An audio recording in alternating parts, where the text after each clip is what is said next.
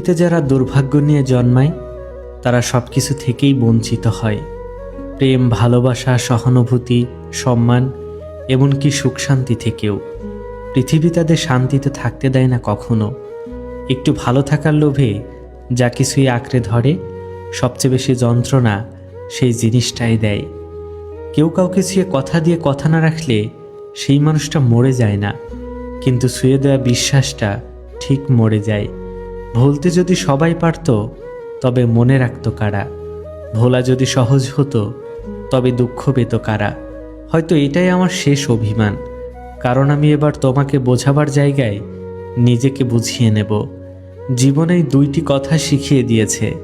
প্রথম হলো নিজেকে নিয়ে খুশি থাকা, দ্বিতীয়ত হলো নিজের রব ছাড়া কারো প্রতি কোনো আশা না রাখা।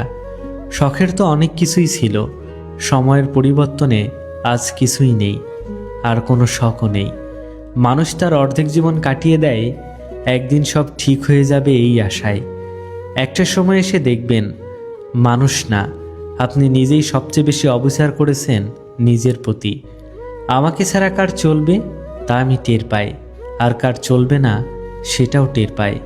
আমার অসুখের দিনে কে শোক পালন করবে আর কে খুশি হবে সেটাও টের পাই।